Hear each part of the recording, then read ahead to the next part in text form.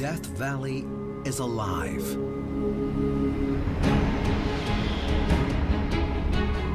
Sand dunes that hum.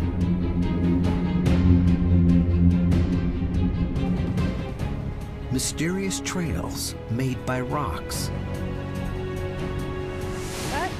Here we go. Creatures that glow in the dark. An ancient underground sea. Strange things happen when temperatures soar. And now, the mercury's climbing. This is the wilderness and the wildness in the Valley of Death.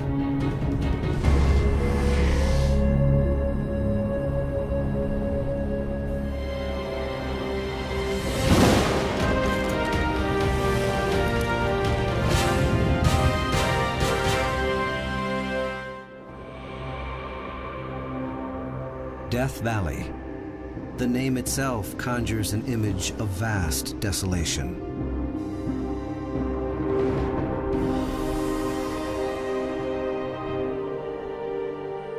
The lowest point in the Western Hemisphere. The driest place in the USA. The hottest temperature ever recorded on the continent. 134 degrees.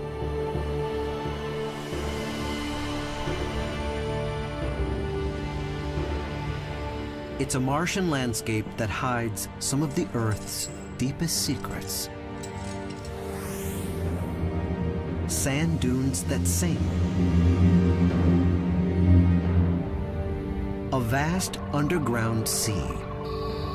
Home to one of the rarest fish on the planet. Plants that can lie dormant for years without water. Animals that need to drink no water at all. And one creature that survived for more than 350 million years. These features will all help answer a single burning question. What will happen if one of the hottest places on Earth gets just a few degrees hotter?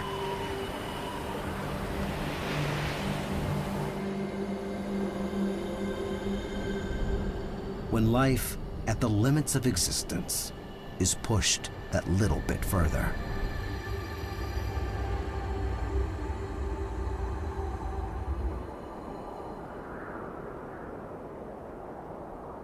Telescope Peak, the roof of Death Valley. Over 11,000 feet above the desert floor.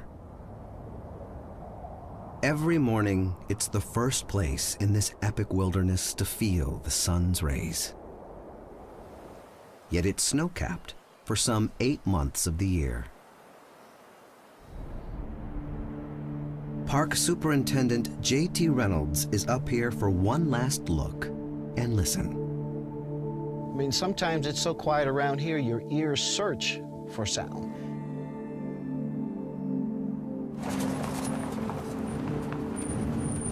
JT will soon retire. His last official journey through Death Valley will take him from the highest point to the lowest. And he'll touch on places that may never be the same. For the last decade, the temperature has been hotter, the causes and effects uncertain.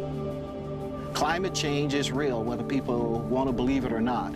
And national parks are places where that kind of research and questions can be answered.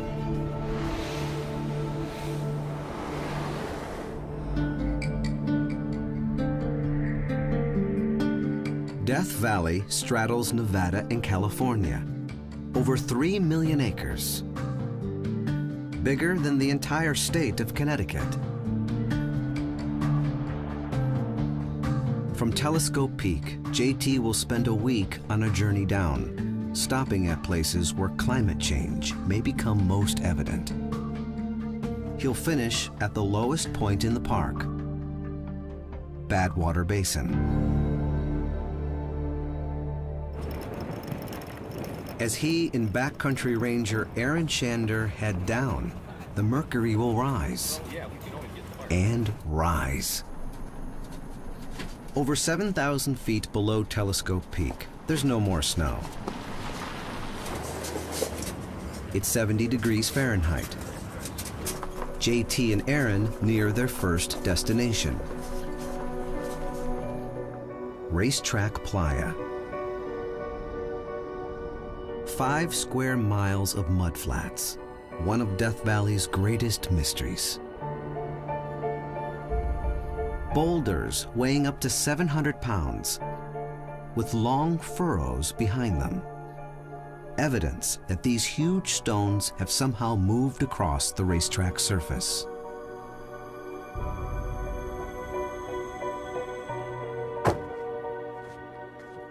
The unbelievable theory is extraterrestrials will go and hang out at the grandstand. And then what they do is move rocks by whatever powers they have.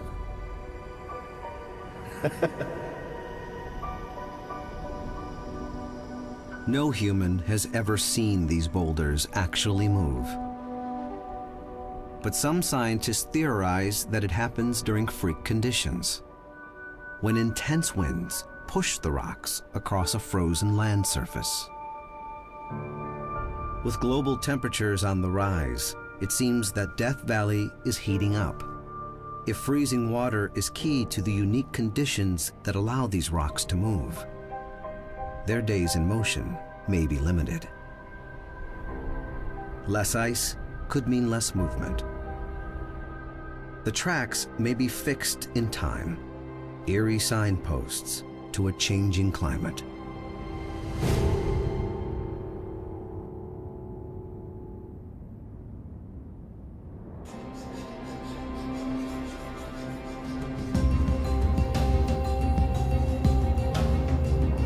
Death Valley is one of the driest places on Earth. But ice and water are critical in shaping this wilderness. Around 2 inches of rain fall every year in Death Valley. That's less than the average weekly rainfall in some parts of Hawaii.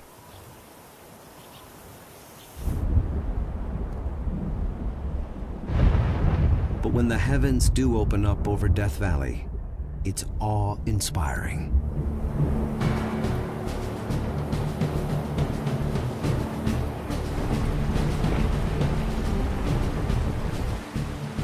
The baked desert surface absorbs little of the downpour.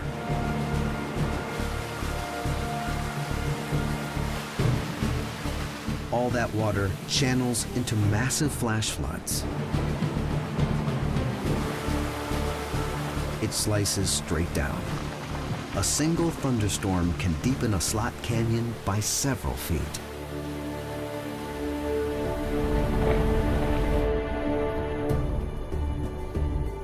And all that water can trigger an explosion of life.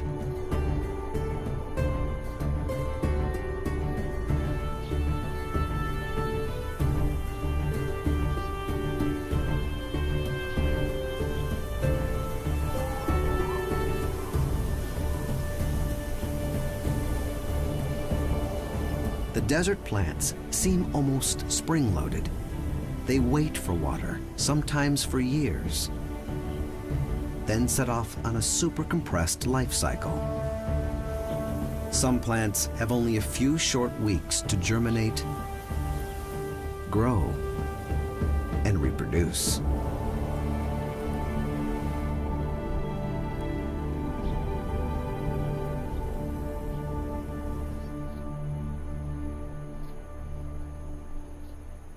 She started her work in the 1960s. Park botanist Michelle Slayton investigates the effect of global warming on these hardiest of plant species.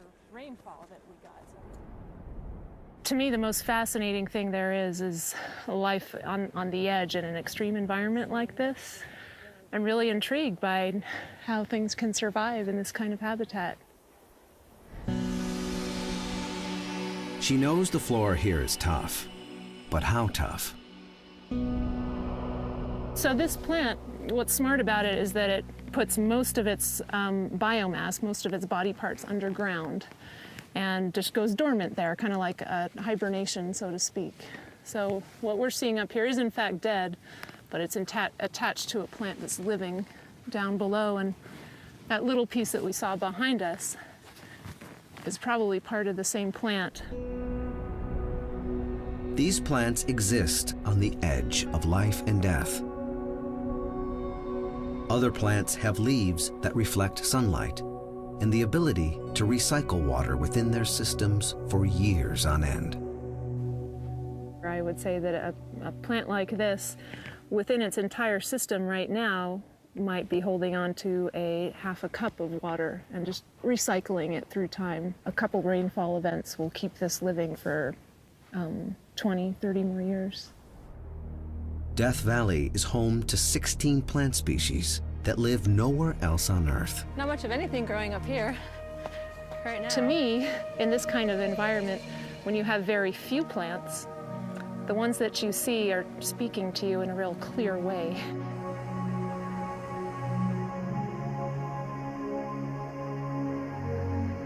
Something is killing them off, and exactly what is a mystery.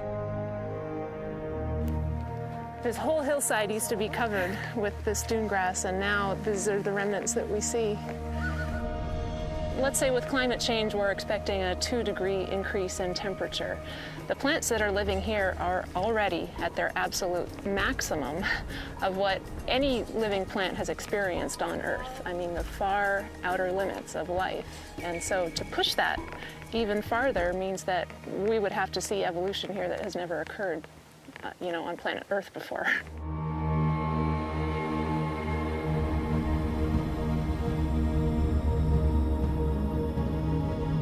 Death in the valley comes from the sun.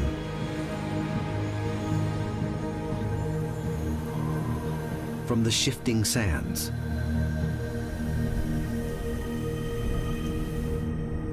From the sheer vastness of this otherworldly desert. And the more heat, the more life is pushed. JT is now 1,000 feet above sea level.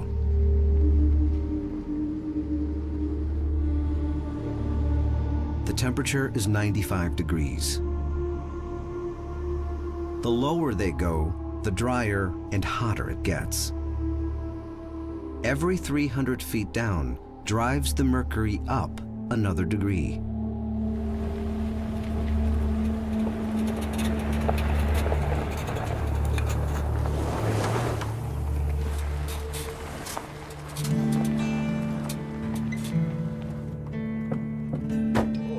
Relief arrives with the setting sun. As JT and Aaron make camp, the temperature begins to fall.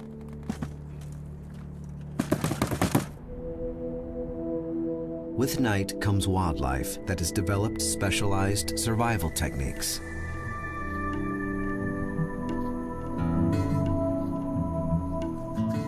A kangaroo rat whose metabolism has adapted so much that it never needs to drink. And creatures tailor-made for specific extreme climates, from below freezing to way over 100 degrees Fahrenheit. Scorpions thrive in the harshest of habitats.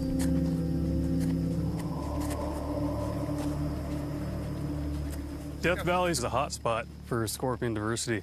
You have high elevations up to Telescope Peak, all the way down in the bottom, in these washes and playas, you have totally different habitats.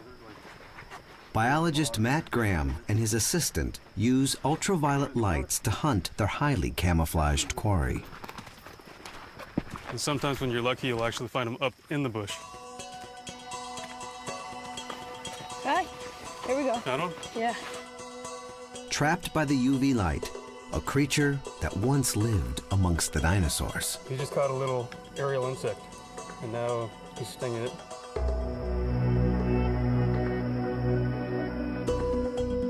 They feed at night on insects and each other. Oh, this is neat. It's actually carrying away a smaller scorpion of a different species, which he's killed. So a lot of scorpions are cannibalistic. There are cold desert scorpions and warm desert scorpions. Matt collects them to see how their diversity might change with even hotter temperatures. Shape of the claws. Those the smaller species. Cold desert creatures are tough. Some can tolerate sub-zero temperatures and have a kind of biological antifreeze running through their veins. But what scientists don't know is whether or not they can take the heat. A temperature shift of just a few degrees could drastically change the mix of scorpion species. You have about 1,500 to 1,600 species of described scorpions in the world. Totally different, yet they're all scorpions. Specifically, what I'm interested in is using scorpions at a genetic level to understand the bigger picture of how Earth history is played out. In a desert transformed by climate change, scorpion diversity might be in trouble. Some species may decline. Others may thrive and inherit Death Valley.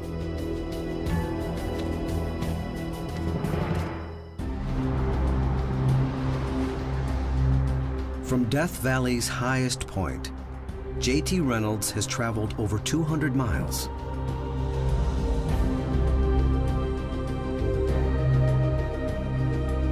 Now he moves into the remote north of the park.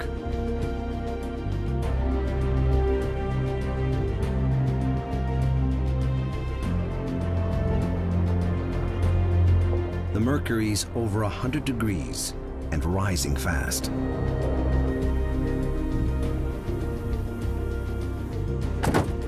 Now we're in an area called the Last Chance Range in Eureka Valley in the northwestern part of the park. So we have come quite a ways in a park as large as the state of Connecticut. Here is one of Death Valley's most spectacular landmarks. This area is called Eureka Dunes. Death Valley is home to several dune fields. But the majestic mountains of the sand in Eureka Valley are one of the most environmentally sensitive and scientifically mysterious in the entire park.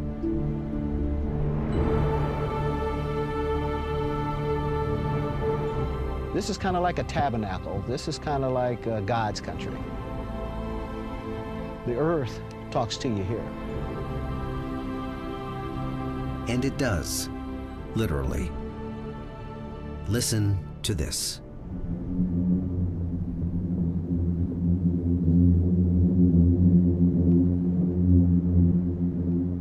The sound you're hearing is actually coming from within the dunes themselves.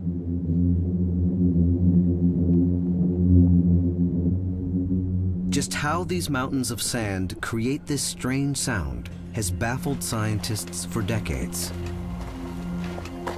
Caltech engineers Natalie Vriend and Melanie Hunt are trying to find out how and why these dunes boom.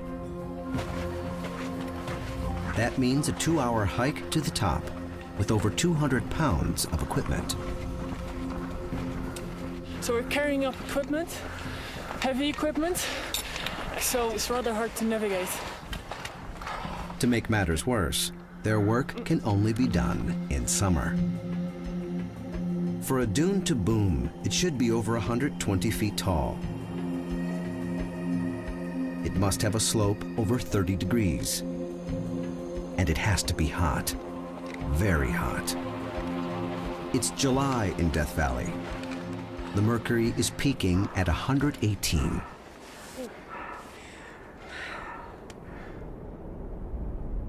Extreme heat and winds that come from nowhere, some gusting to over 50 miles an hour.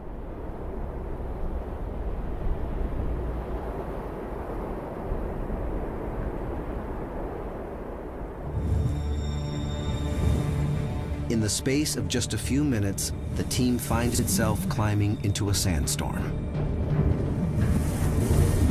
An And it isn't just the air that's full of sand. Your ears, your mouth, your eyes, everywhere.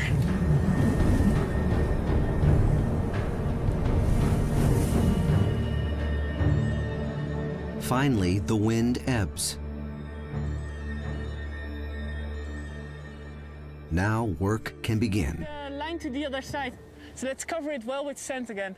In order to understand what's making noise within the dune, they've got to be able to hear it. So we're having a geophone here, which is basically simply a microphone that we're sticking into the ground.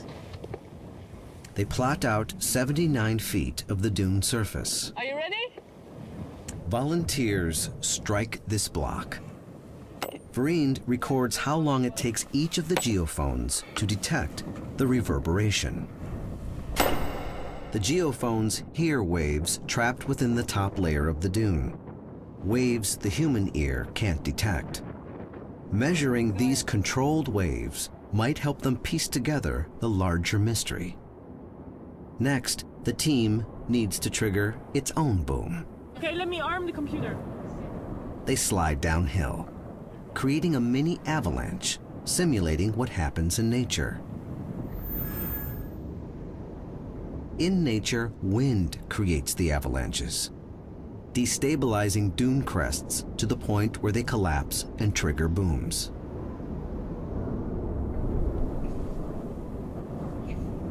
Beneath the surface, the vibration moves through the sand.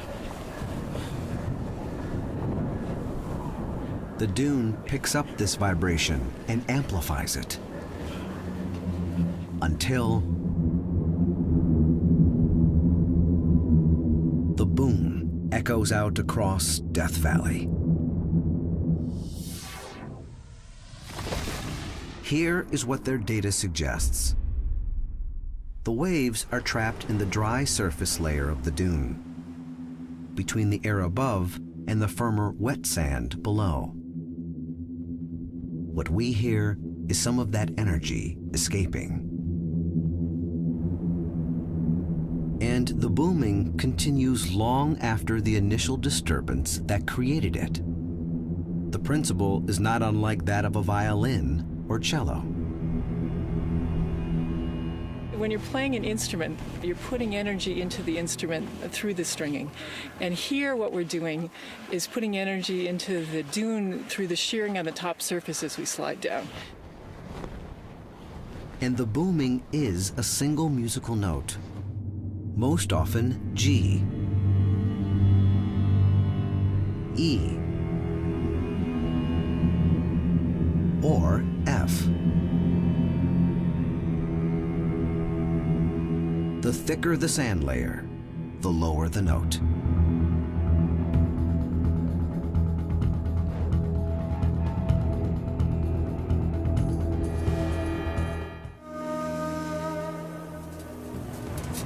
On the far side of Eureka Dunes, J.T. Reynolds turns south towards the lowest point in Death Valley. The lowest point in the USA, Badwater. J.T. reaches sea level, then keeps descending. Soon, he's 20 feet below and still heading down.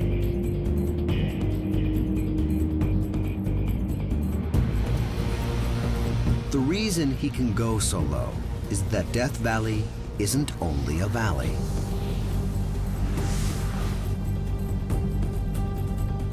It's a huge crack in the Earth's crust that's pulling apart faster than it can be filled in. Approaching Badwater from the south, geologist Brian Warnecke.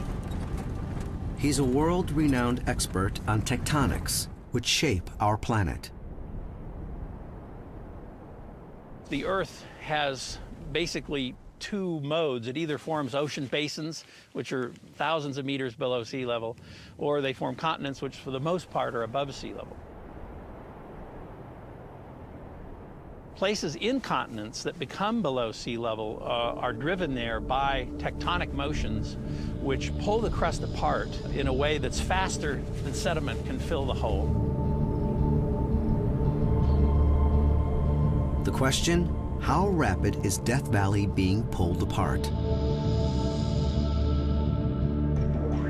To find out, Brian has set up a network of 35 global positioning stations throughout the Death Valley region. Each GPS transmitter is anchored 40 feet down into bedrock and specially cushioned to avoid any movement caused by the ground heating or cooling. The GPS stations take a measurement every 1/10 of a second, and the annual data they collect is accurate to 1/100th of an inch. The measurements show that Death Valley is on the move at a rapid geological rate, splitting farther apart 1/5 of an inch every year. It's been truly revolutionary for geology to be able to watch the Earth in real time.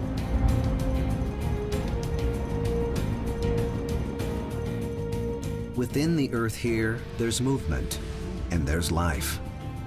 Perhaps one of the strangest forms of life on our planet. Titus Canyon is a narrow gorge that funnels into Death Valley. In the 1920s, it was a lead mine. Now, it's the entrance to a labyrinthine cave system, one that may house a bizarre organism. See that building at the end of that road? Park scientist and caving expert David Eck leads biologist Diana Northup and caver Ken Ingham on a mission to investigate a mysterious find. Right. This is the place to gear up.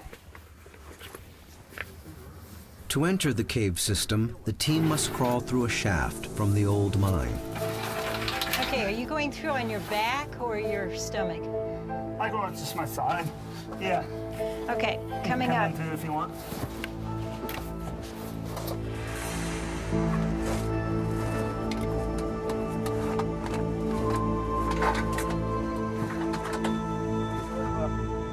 The cave is really a series of cracks and chasms, 3 feet wide in places and more than 200 feet deep.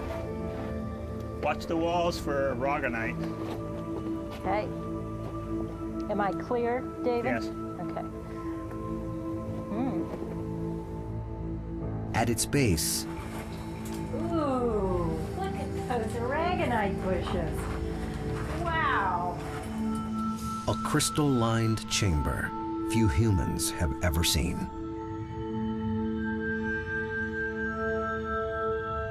These fragile and beautiful crystals grow here undisturbed, as they have for centuries. But this is not the object of this expedition. Months ago, while exploring this cave system, David Eck discovered some strange blotches on the walls.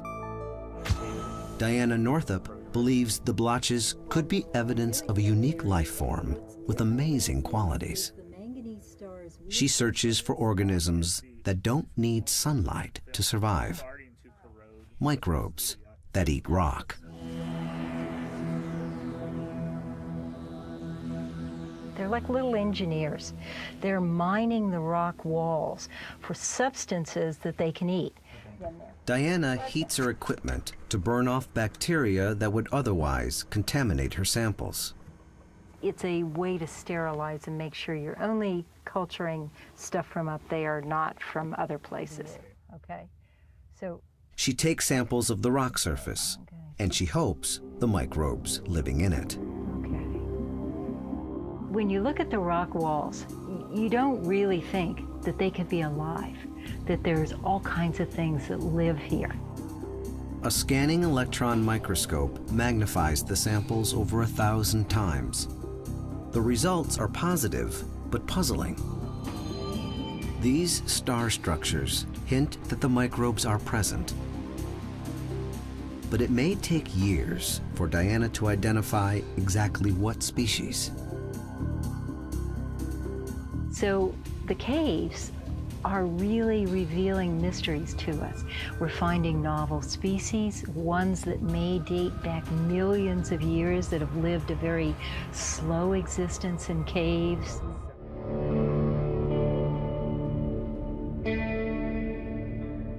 Farther and farther down, J.T. Reynolds nears the floor of Death Valley's desert wilderness.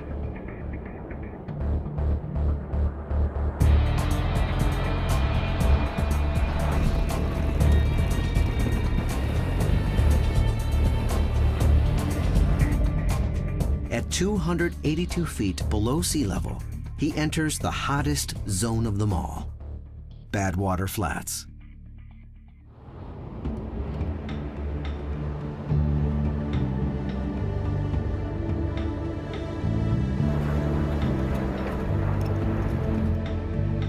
The lowest point on the continent,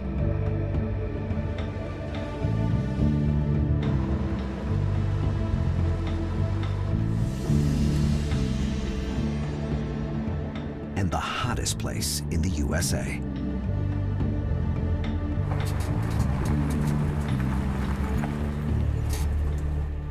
You know, in 1913, it reached 134 here in the park, and that's a record.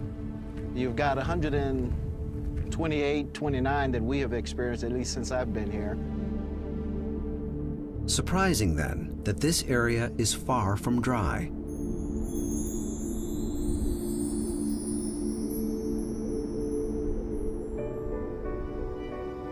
In places, water seeps up from a giant underground reservoir. But this is no place to quench your thirst. By the time this water reaches the surface, it's undrinkable, loaded with salt. Water here is twice as salty as it is in the ocean.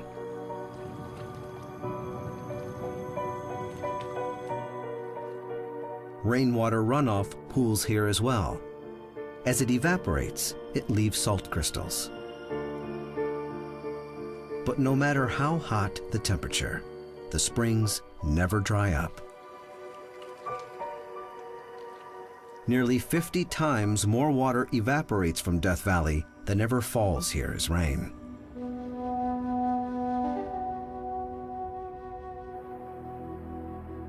JT is at Death Valley's deepest point. Now he's about to go even deeper, in search of that underground water.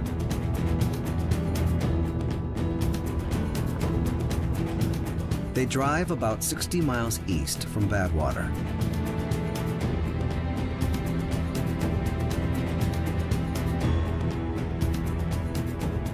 His destination? A remote chasm in a rocky hillside. It's an opening to a vast cave system.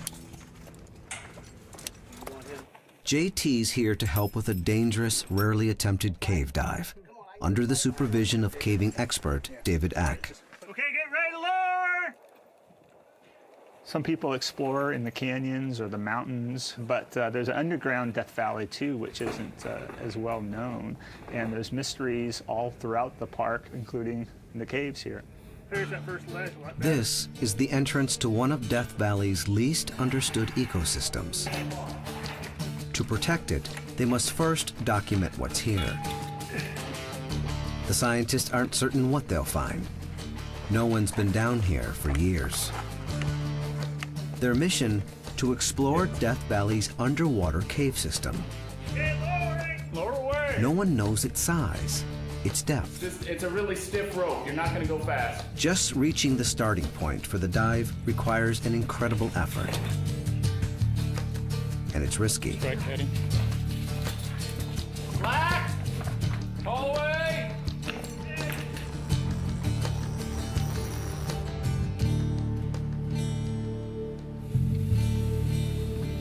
On the bottom! Plane! Off belay!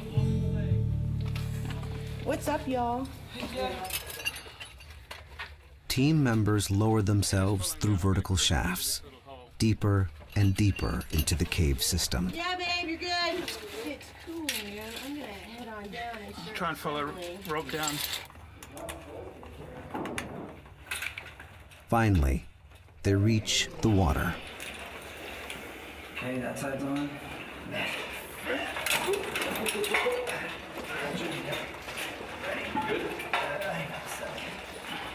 That's good. Yeah. You got things. These right here? The top one. No, it's just, yes. Which fins smell? Black ones? They check and triple check gear before the divers submerge. You got it. You got the boat line? Go deeper, 1/3. Cave diving is one of the most dangerous pursuits on Earth. Tom, you got 5? If anything goes wrong underwater, the chance of survival is limited. Divers can become disoriented and lose their way, running out of air with no chance of surfacing.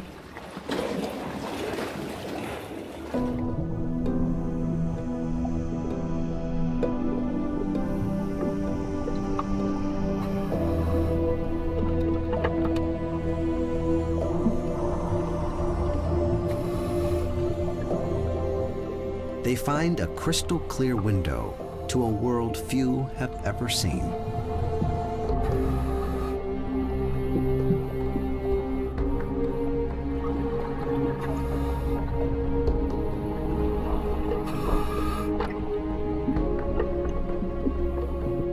It's been said that more people have walked on the moon than have entered this water.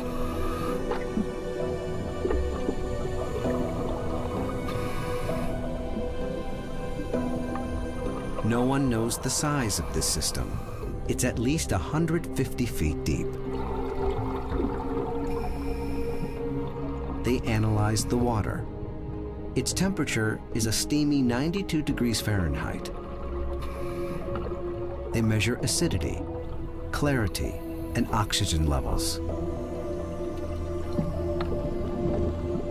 It's perfect drinking water. And there's no doubt it's part of a bigger reservoir.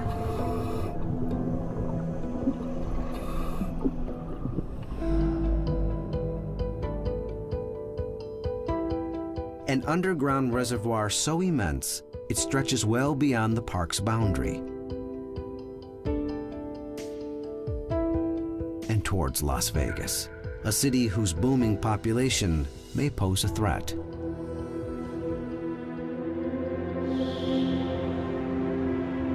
Here, officials need water and want to tap underground supplies. The concern is that may cause the level of Death Valley's groundwater to drop. If they're going to continue to build homes and increase the populations in the desert, you're going to need water. Well, someone might say, well, maybe when do we stop? And when do we start looking at something that's called sustainability? Why should we, our generation, be so greedy and take the water from future generations? And if this water supply itself is threatened, so too is a unique animal that lives in it, already one of the rarest species on the planet. There's another cave entrance to Death Valley's subterranean reservoir. It's called Devil's Hole. It's fenced off and swept by surveillance cameras. This is the reason. The Devil's Hole pupfish, one of the rarest fish known to man. A year ago, they counted only 92 pupfish in Devil's Hole. Today, park fish biologist Mike Bauer is leading a dive survey to find out how many are left. They're on the brink of extinction, and no one knows why. Only one team of highly trained cave divers is ever allowed to enter Devil's Hole.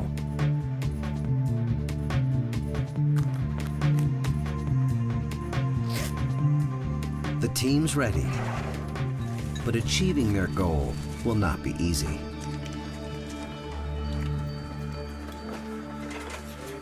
First, a precarious climb down Devil's Hole in full dive gear to the water's edge.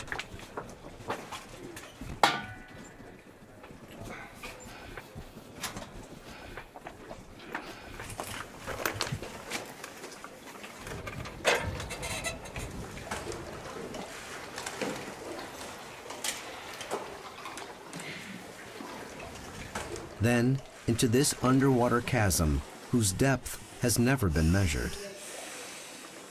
The dive team must find and film a fish that, fully grown, is only 1 inch long. It's a game of hide and seek. A fathomless aquatic hole. And hopefully, a population of tiny fish.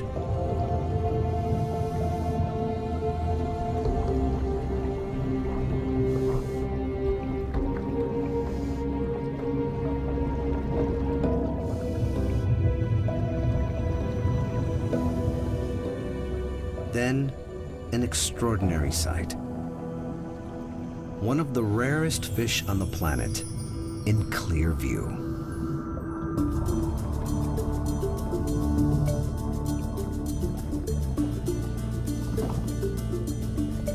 This is precious scientific footage. There's no doubt this year the numbers are up. The dive team counts over 100 pupfish living under the desert.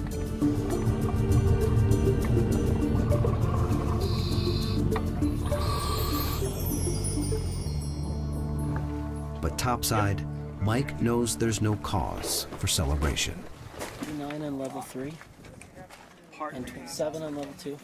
We have learned through experience to guard our emotions to some extent because we know very little about the initial causes of why this population started to decline. The Devil's Hole pupfish has endured for tens of thousands of years in the most extreme circumstances. Now, it is not only threatened by communities looking to suck up its water, but scientists suspect global warming could write the next chapter in this epic survival story. The Devil's Hole pupfish lives very near its physiological limit for water temperature already, with a background water temperature of nearly 33.5 degrees centigrade. And so any minor departures from that background could be incredibly important in terms of Devil's Hole pupfish abundance and their ability to reproduce.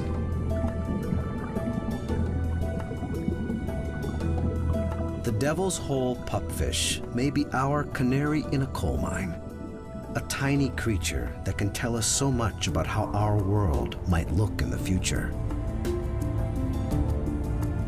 We ignore the smallest and most vulnerable among us at our own risk. In their fate may lie our own. The National Park Service's mission is to preserve and protect for future generations. Now, will we ever learn? I guess that's the key point here.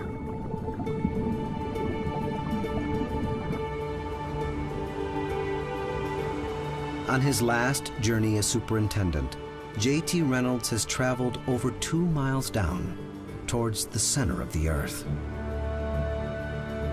This particular trip has allowed me to cover as much as the park as I can in one fell swoop.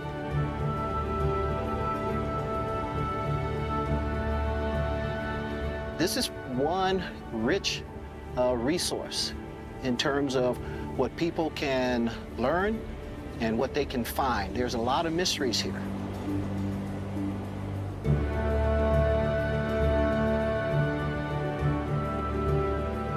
His journey has spanned nearly 100 degrees Fahrenheit. From the snow-capped Telescope Peak to a valley floor that slowly splits.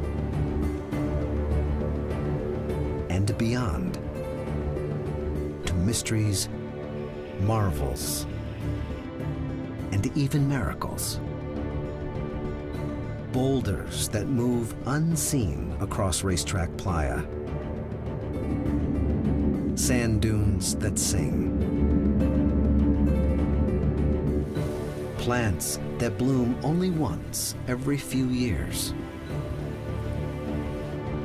The last unlikely refuge of an endangered desert fish. These wonders rely on predictable, though often searing, temperatures. JT knows an increase of just a few degrees could change everything. America has many wild spaces. But perhaps this place of extremes is the one where our planet speaks to us most clearly. Perhaps it's from this valley of death that we can learn the most about life. Death Valley.